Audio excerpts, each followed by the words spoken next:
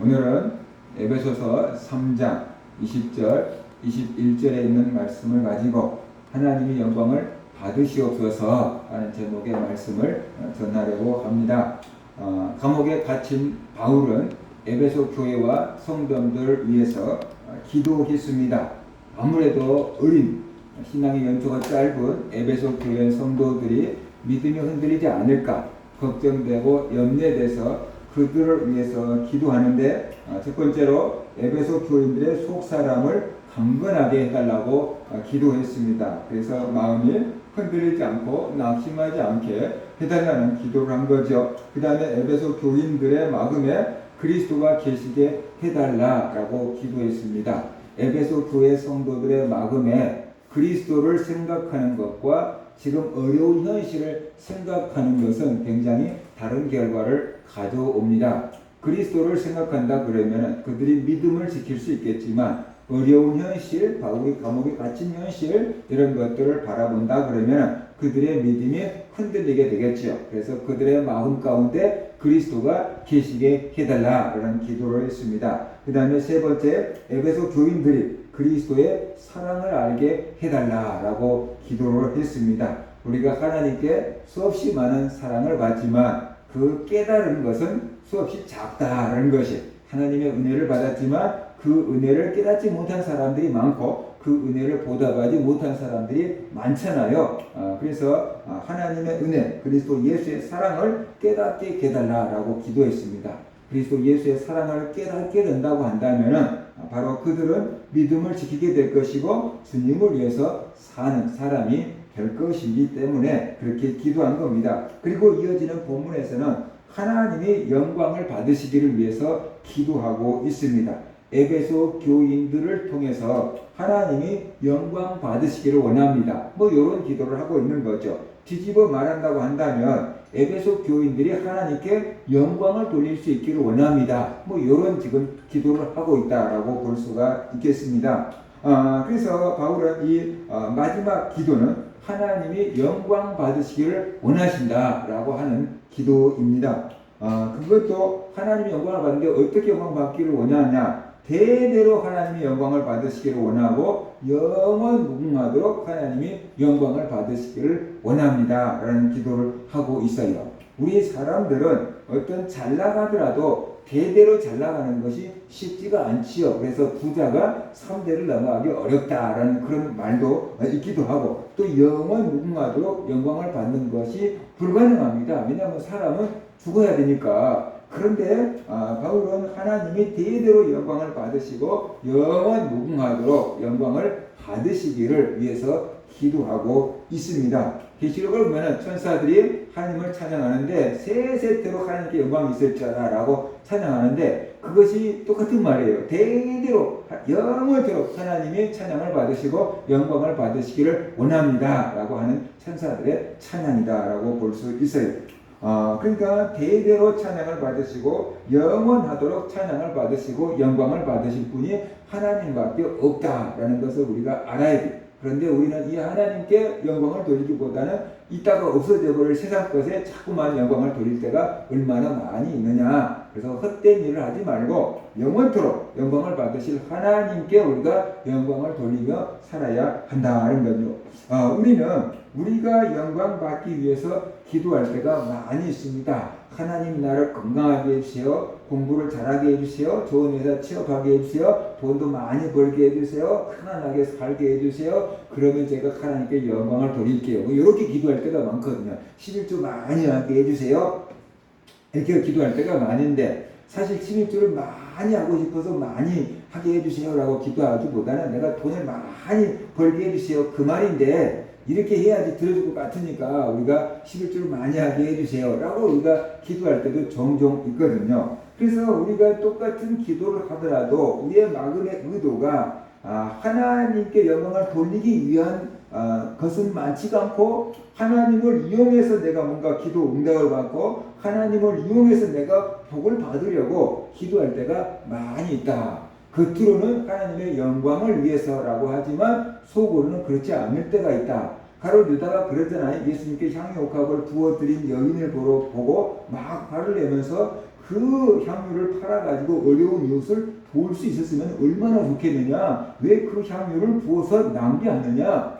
라고 얘기하죠. 그러니까 유다가 겉으로 얘기하기는 어려운 이웃 좀 생각해라. 어려운 이웃을 도우면 더 좋지 않겠느냐? 라고 말을 했는데 실제로 가롯 유다의 마음에 그 어려운 이웃을 돕고자 하는 마음이 있는 게 아니고 그 돈을 자기가 받아서 가로채고 자기 위해서 쓰려고 했는데 겉으로 표현은 그렇게 했다라는 거예요. 그러니까 오늘날 한국 교회 가운데 어떤 문제가 일어나가지고 싸우고 막 교회가 2패, 3패 나눠가지고 싸우고 다투는 교회들이 가끔씩 있는데 그들 이쪽 얘기 들어보면 다 자기들이 하나님 영광을 위해서 그런데요.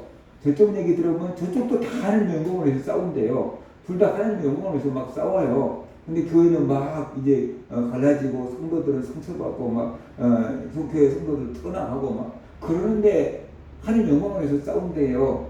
누가 하나님 영광을 위해서 싸우겠습니까? 겉으로는 하나님 영광을 위한다고 막 얘기하는 거예요. 그런데 속마음은 유다 같은 마음을 먹고 있는 사람이 있을 수 있다는 거죠. 패가 나눠져 싸운 모든 사람들이 그런 게 아니고 이쪽 패를 주관하는 사람과 저쪽 패를 주관하는 사람이 문제인 거예요. 그리고 나머지 사람들은 이 사람들 말 마음만 믿고 나 저 사람 친하니까 저 사람 편에 설 거야.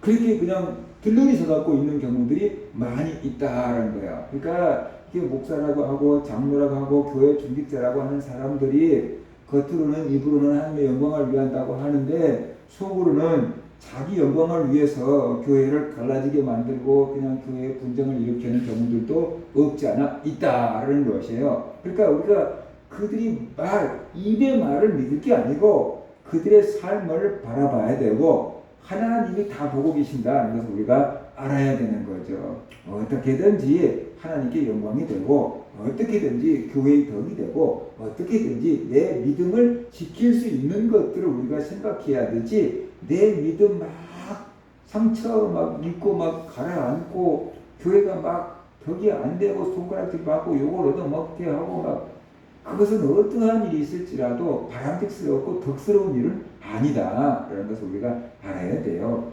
한참 젊었을 때는 옳고 그름이 막 중요해요. 그래갖고 정의를 막 구현하자라고 다투고 싸우고 데모도 하고 그러지만 나이를 좀 먹어갈수록 옳고 그름보다 어떻게 돼요? 허물을 좀 덮어줄 수 있는 그 사랑이 더 필요하고 그 사랑이 더 우리 사회를 행복하게 하는 거구나 라는 것을 우리가 알 수가 있잖아요. 그래서 젊은이들은 인생을 덜 살아봤으니까 그럴 수밖에 없지만 인생을 좀 오래 살아본 사람들은 그래도 사랑이 제일이야. 성경에서 얘기했잖아요. 사랑이 제일이라고. 그죠? 그러니까 사랑이 제일이야. 사랑은 허물을 덮어주는 거라 그랬잖아요. 그러니까 그렇게 좀 허물을 덮어주고 용서해주고 이렇게 살아갈 수 있는 것이 건강한 믿음이고 바른 믿음이다. 이런 것을 우리가 알아야 되는 거죠. 그래서 우리가 신앙생활 할 때 꼭 그렇게 교회 분란을 일으키지 않는다고 할지라도 우리가 신앙생활 할 때 의도가 마음의 태도가 진짜 하나님의 영광을 위한 것인지 아니면 내가 사람들에게 인정을 받기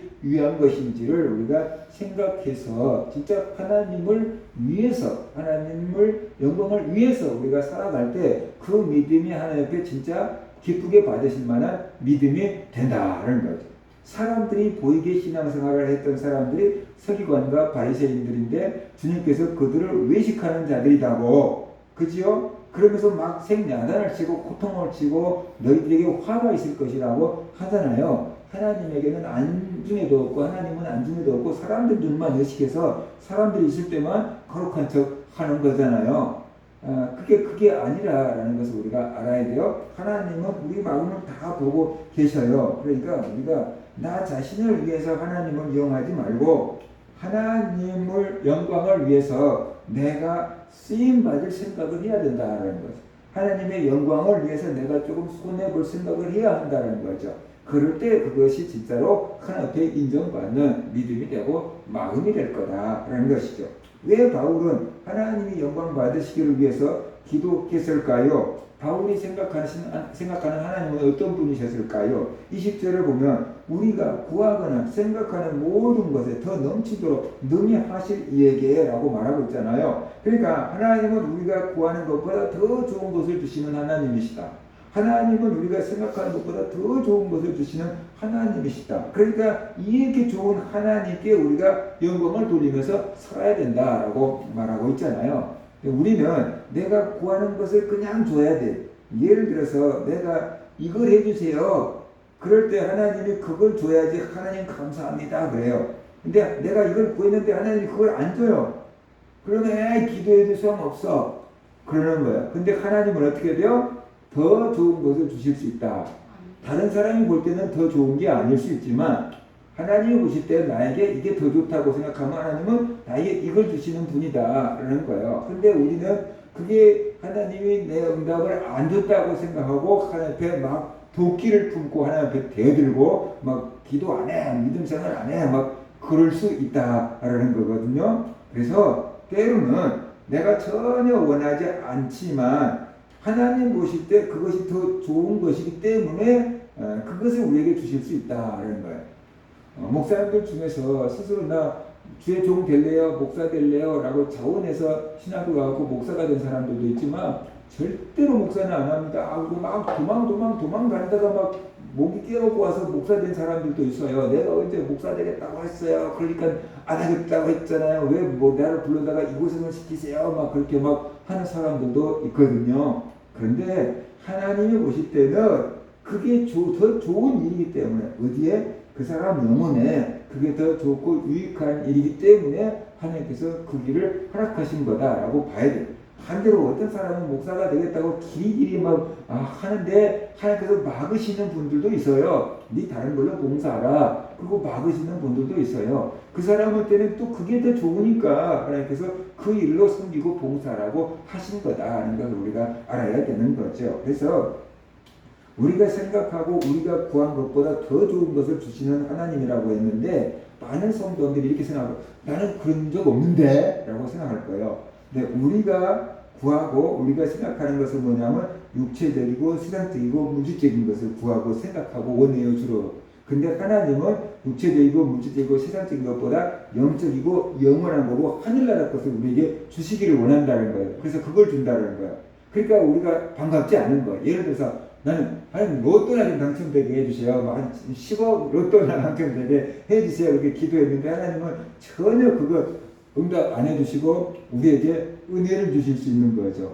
믿음을 주실 수 있는 거죠. 우리는 그거 원하는 거 아니다 그 말이에요. 그거 원하는 거 아니다. 근데 하나님은 로또 당첨된 것보다 이게 더 나은 너 영혼에 유익해. 그럼 우리에게 그걸 주실 수가 있는 거죠.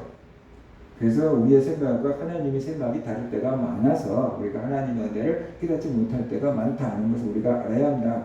하나님이 누구를 통해서 영광을 받으실까요? 21절을 보세요. 교회 안에서와 그리스도 예수 안에서 영광이 대대로 영원 무궁하기를 원하노라 그랬잖아요. 그러니까 하나님은 그리스도를 통해서 영광을 받으시고 하나님은 교회를 통해서 영광 받으시기를 원한다라고 바울은 기도하고 있어요. 그리스도는 하나님의 영광을 드러내며 살았습니다.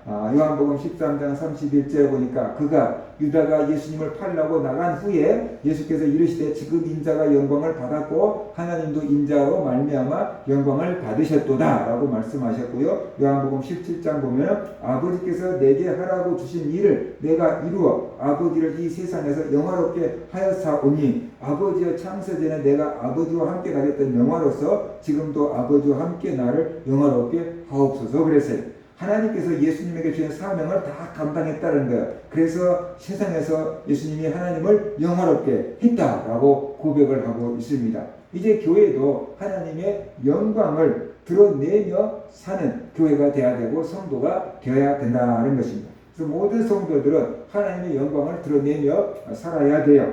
하나님을 찬송하는 삶을 살아야 됩니다. 그럴 때 하나님이 그리스도와 교회를 통해서 영광을 받으시기 때문에 그렇습니다.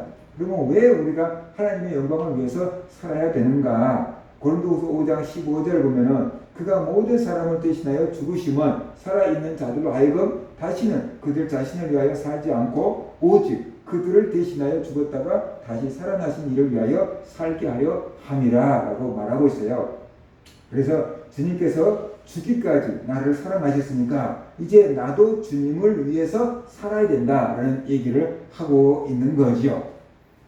그게 바로 주님이 우리를 사랑해서 우리를 위해서 죽기까지 하신 거고, 우리도 주님을 사랑할 때 우리도 이제 나를 위해서 살지 않고 주님을 위해서 살 수 있게 된다. 사람이 나를 위해서 살지 않고 다른 사람을 위해서 산다는 것이 사실 쉽지가 않잖아요. 딱 한 가지, 부모가 자녀를 위해서 살지요. 부모가 나를 위해서 살지 않고 부모가 자녀를 위해서 사는 경우가 우리나라에는 굉장히 많지요. 그것처럼 주님이 우리를 위해서 사셨다는 거예요. 죽으셨다는 거예요. 그러니까 이제 우리도 어떻게 돼요? 주님을 위해서 살고 주님을 위해서 죽는 것이 마땅하다라고 성경은 우리에게 말씀을 하고 있습니다. 그러면 우리가 어떻게 해야 하나님이 영광을 받으실까 하는 거죠. 우리가 믿음을 지키는 것, 그것이 하나님의 영광을 돌리며 사는 겁니다. 에베소의 내용을 본다 그러면 바울이 감옥에 갇혀 있을지라도 에베소 교회 성도들이 낙심하지 않고, 하나님이 바울도 안 지켜주고 뭐 하는 거야? 하나님 정말 살아계신 거야? 막 이런 마음 품지 않고 끝까지 믿음을 지키는 것, 그것이 하나님의 영광을 돌리는 거다라는 거죠. 그러려면 어떻게 해야 돼요? 속 사람이 강건해야 돼. 흔들리지 않아야 돼. 믿음이 믿었다가 의심했다가 믿었다가 의심했다가 이게 흔들린 거잖아요. 그렇지 않고 강건한 믿음을 갖는 것, 바로 그것이 하나님께 영광을 돌리는 거다라는 것이. 그 다음에 마음에 그리스도를 모시고 사는 것이, 세상을 묵상하고 사는 게 아니고 그리스도 예수를 묵상하고 사는 것, 그리고 그리스도의 예수의 사랑을 깨닫는 것, 끝까지 믿음을 지키는 것, 이것이 바로 하나님의 영광을 위해서 사는 거라고 볼 수 있습니다. 힘들고 어려운 일이 있을 때 주님을 그때마다 떠나고 부인하고 배신하는 사람들도 있고, 때로는 힘들고 어려운 일을 당해도 끝까지 주님만을 붙잡고 기도하면서 그 어려움을 이겨내는 사람도 있다는 거죠. 누가 하나님의 영광을 위하는 사람인가? 바로 힘들고 어려운 일을 당해도 흔들리지 아니하고, 흔들릴지라도 꺾이지 아니하고 주님을 붙잡고 끝까지 기도하면서 믿음을 지키는 사람들, 바로 그런 사람들이 하나님이 영광을 받는 사람들이다. 이것을 우리가 알아야 된다는 것입니다. 그 다음에 두 번째, 우리가 열매를 맺는 것입니다. 요한복음 15장 8절을 보면은 너희가 열매를 많이 맺으면 내 아버지께서 영광을 받으실 것이요 너희는 내 제자가 되리라 라고 말씀하셨어요. 그래서 여기에서 열매를 많이 생각해 보세요. 과일나무가 과일을 많이 맺고 탐스럽게 맺고 예쁘게 맺으면 농부가 볼 때 얼마나 흐뭇하겠습니까? 농사 진 보람이 있네 라는 거야. 근데 아무리 거름을 치고 농약을 치고 물을 주고 막 햇빛을 가려주고 했는데 열매를 하나도 맺지 않으면 농부가 얼마나 허탈하겠습니까? 하나님이 우리에게 온갖 은혜를 주셨는데 우리가 믿음의 열매를 맺으면 하나님이 보람이 있다. 아들 예수를 희생한 보람이 있다. 이렇게 생각할 거예요. 그런데 우리가 믿음이 날마다 섰다 넘어졌다 그런다고 한다 그러면 참 안타깝다라고 하시지 않겠어요? 그래서 우리가 열매를 많이 맺으면 하나님 아버지께서 영광을 받으실 거다라고 말씀했어요. 그러면 우리가 어떤 열매를 맺어야 하는가? 바로 성령의 열매를 맺어야 되는 건데, 성령의 열매 9가지가 그리스도 예수의 성품이고 하나님의 성품이라고 그랬잖아요. 그래서 주님의 성품을 닮아가는 것, 그것이 하나님께 영광을 돌리는 거다라는 것이에요. 자녀들이 부모를 닮아갈 때 부모들이 기뻐하잖아요. 정말 애기들 봤는데 아빠를 닮았다, 엄마를 닮았다, 그걸 막 좋아하잖아요. 우리가 하나님을 닮고 예수님을 닮으면 하나님이 기뻐하신다. 성품이 말이에요. 하나님 닮고 예수님을 닮으면 기뻐하시고 그것이 영광 돌리는 겁니다. 그러면 우리가 어떻게 하면 성령의 열매를 맺을 수 있고 예수님을 닮아갈 수 있는가? 요한복음 15장에 있는 말씀처럼 예수님은 포도나무라고 했잖아요. 우리는 가지라고 했잖아요. 그러니까 나무신 예수님께 우리가 붙어 있어야 돼요. 그럴 때 우리가 예수님을 닮아갈 수 있게 됩니다. 요한복음 15장 5절 나는 포도나무요 너희는 가지라. 그가 내 안에 내가 그 안에 거하면 사람이 열매를 많이 맺나니 나를 떠나서는 너희가 아무것도 할 수 없습니다. 그래서 우리가 예수님을 떠나면 아무것도 할 수 없다 그랬어요. 우리가 늘 포도나무신 예수님께 붙어 있어야 돼요. 그러면 저절로 열매를 맺는다고 그랬어요. 부부간에도 오래 살면 닮는데요. 생활 습관이 닮고 먹는 것이 닮고 나중에는 얼굴도 닮아간대요.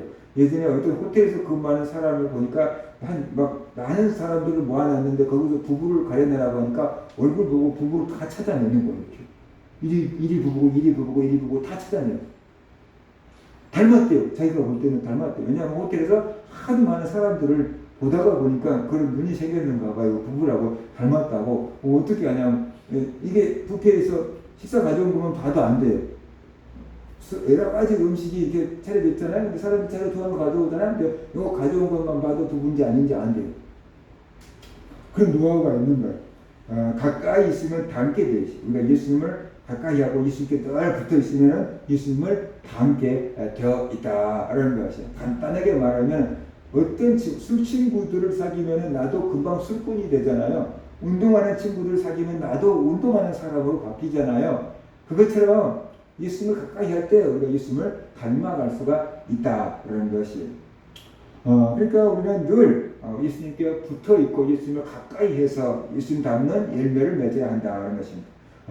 그 다음에 하나님의 은혜를 깨닫고 감사해야 돼요. 그럴 때 하나님께 영광을 돌릴 수 있어요. 누가복음 17장에 보면은 이런 내용이 나와요. 예수님이 길거리를 지나가시는데 나병 환자 10명이 멀리 서서 소리를 질러요. 왜냐하면 나병 환자들은 사람들이 가까이 못 왔어요. 자기들이 부정하고 자기들이 가까이 오면 다른 사람들도 부정해지니까 쉽게 말하면 오늘 말하면 전염병 같이 되니까 가까이 올 수가 없었어요. 그래서 멀리 서서 예수 선생이여 우리를 불쌍히 여기소서 하고 소리를 질렀어요.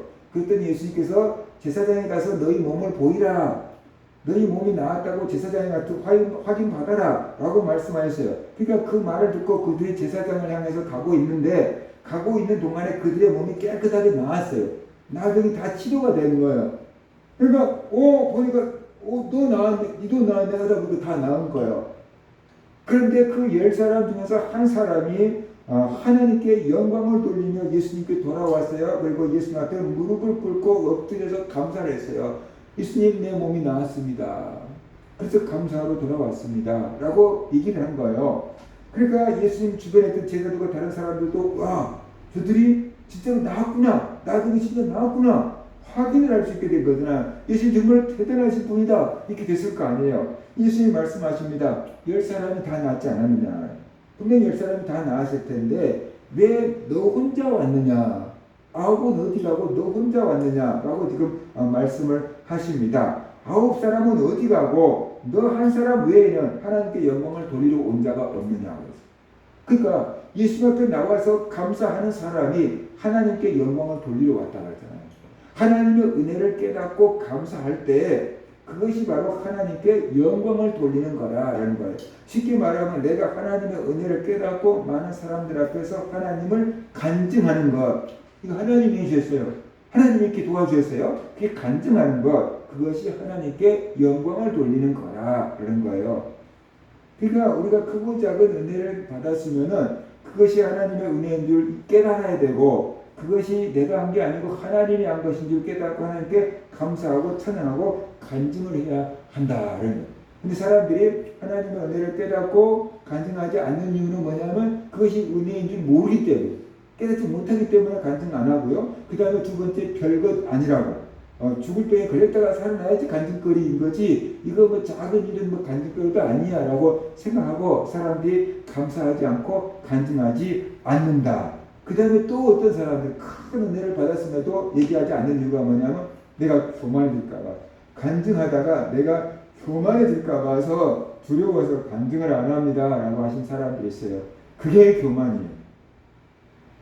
겸손한 척하지만 교만이에요. 하나님께 영광을 돌려야 되는데 돌리지 않고 가만히 있으면 이게 교만인 거예요. 하나님께 영광을 돌려야지. 헤롯이 하나님께 영광을 돌리지 않으니까 충이 먹어서 죽었다 그러잖아요. 헤롯이 연설을 한 거예요.